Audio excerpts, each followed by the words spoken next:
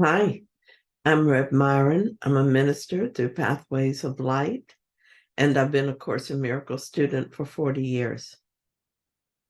This year, I decided to go through the text starting right at the beginning, doing a paragraph or two at a time, asking Jesus to clarify for me, and then I write from that clarity, and that's what I'm sharing with you. So let's get started. We're looking at Chapter 2, Section 5, the function of the miracle worker. And we're on paragraph 5.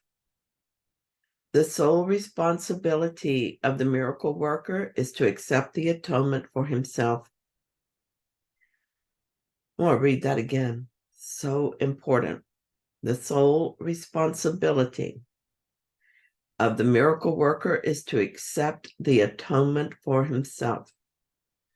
This means you recognize that mind is the only creative level and that its errors are healed by the atonement. Once you accept this, your mind can only heal. By denying your mind any destructive potential and reinstating its purely constructive powers, you place yourself in a position to undo the level confusion of others. The message you then give to them is the truth that their minds are similarly constructive and their miscreations cannot hurt them. By affirming this, you release the mind from over-evaluating its own learning device and restore the mind to its true position as the learner. That first sentence may be the most important in the course for me at this time. Whatever is happening in my life now, this is a thought that brings me back to my purpose. My sole responsibility is to accept the atonement for myself. Then Jesus, this master teacher, sums it all up in one sentence. He tells me that all I have to do is recognize that only the mind is creative and that the atonement heals all its errors. I've been shown in this section that in the past, I have given the body credit for being creative. Sometimes I've acted like the body has a mind of its own and I have little control over it. Here are examples of how this occurs for me. I pretend to get sick without my permission or active participation, and then convince myself that this is true. Or I give in to a craving in some way, feed its appetites, act like I can't help it, and then feel anxious because I feel like the situation is out of control. The truth is, the body is not creative. And trying to heal it at that level is just another strategy the ego employs to keep me focused on the illusion and thereby protect me from God. Giving the body magic potions like medicines and vaccinations or controlling the appetites through the outward means like hypnosis to stop the craving for cigarettes or food would be examples. Not that I'm suggesting we stop doing these things before the mind is healed enough to do so without fear. We may as well go to a witch doctor or a sorcerer and let them chant over us and mix up a potion from Eye of Toad for all the good it's actually doing. It is not at this level that healing takes place. There is only one creative force, and that is the mind. And so it is mind alone that needs healing.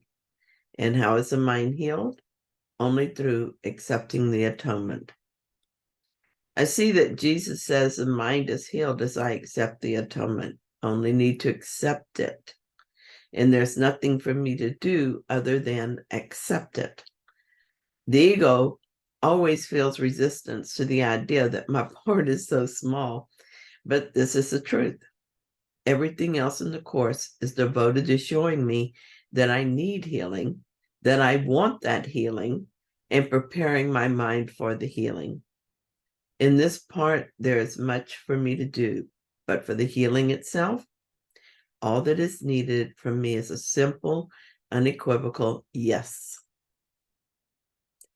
Now I accept that I need healing, that I really prefer peace, that only peace makes me happy, and that it is possible for me to have peace. I'm learning that only the mind is creative, so that's the way it has to be done. I say learning rather than knowing because I see that I still have to remind myself that this is true.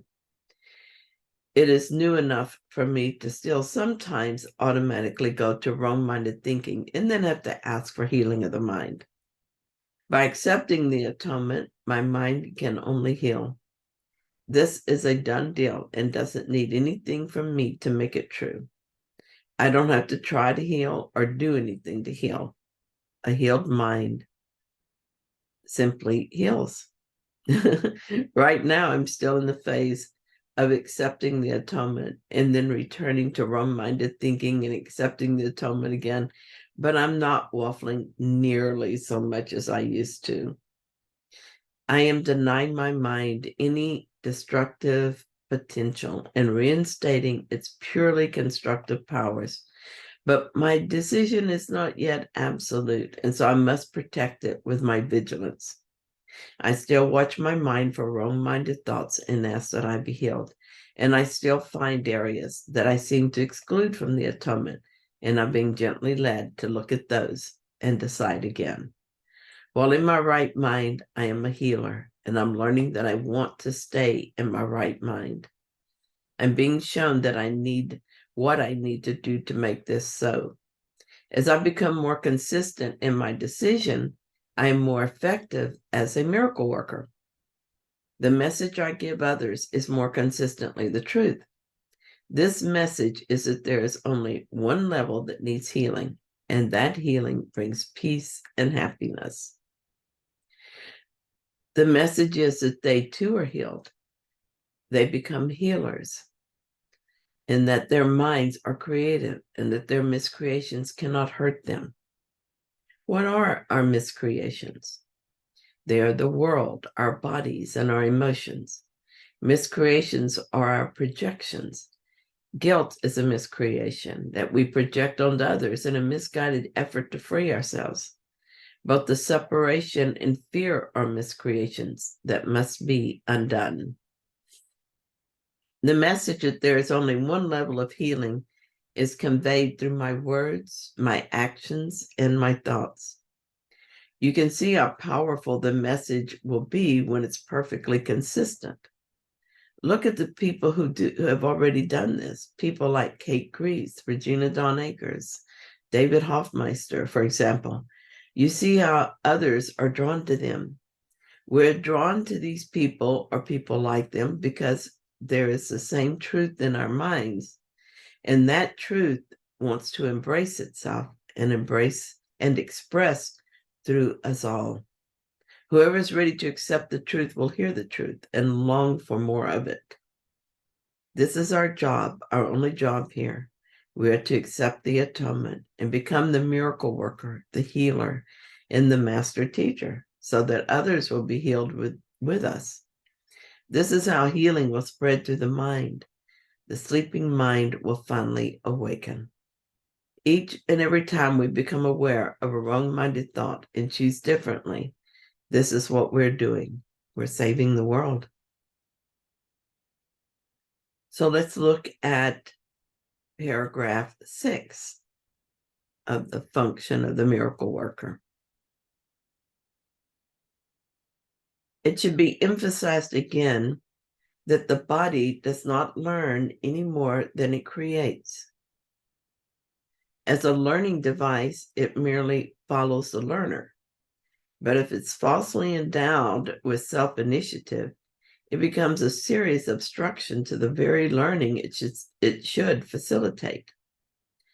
Only the mind is capable of illumination. Spirit is already illuminated, and the body in itself is too dense. The mind, however, can bring its illumination to the body by recognizing that it is not the learner and is therefore unamenable to learning. The body is, however, easily brought into alignment with a mind that has learned to look beyond it toward the light. Jesus is going to a lot of trouble to help me understand the position and purpose of the body in our experience. He wants me to know that the body does not create.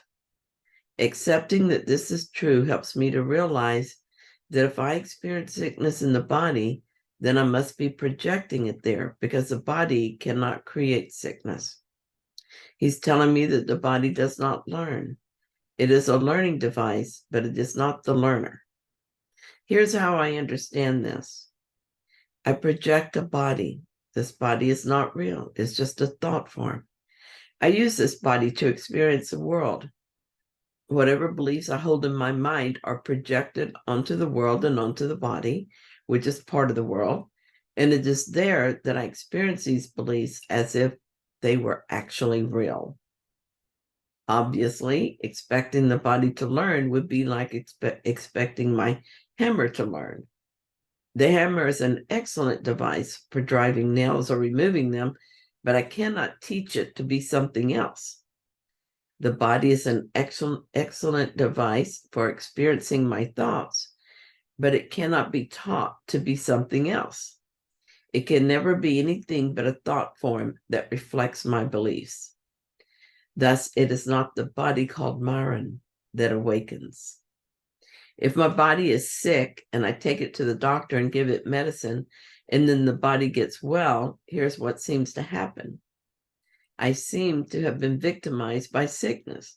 Maybe I caught something from some other body, or maybe this body has problematic genes, and so the body caused the sickness. Then I think something else outside me caused the body to heal. I then try to protect this fragile home of mine by shielding it from all attacks. I spend my life in service to the body. But here's what really happened. This body is a mirror to my mind. Just as a mirror faithfully reflects the image of the one standing before it, my body reflects the thoughts standing before it. When the mind is filled with guilty thoughts, those thoughts become reflected in the body and the world. When the mind is filled with fearful thoughts, fear becomes reflected in the body and the world. When we are afraid and guilty, we expect punishment and we feel we deserve punishment. We project or reflect that expectation onto the world and the body. It then appears on the body as a disease, or we have an accident and suffer from that. Reflecting on the world, we find ourselves in difficult situations or relationships that are painful. All of these are real-looking experiences, but they're simply reflections of the belief in guilt and fear held in the mind. Would it make any sense at all to try to get rid of the mirrored reflection? When I put on my makeup this morning, if I smear my lipstick, I won't try to repair it by wiping the mirror clean. The problem isn't in the mirror, even though that is where I see it. The same idea works for sickness in the body or any problem in the world. The body is just a mirror image. You can't fix a disease or a painful situation by wiping at the mirror. That is the body. Instead, let us recognize the body for the learning device it is.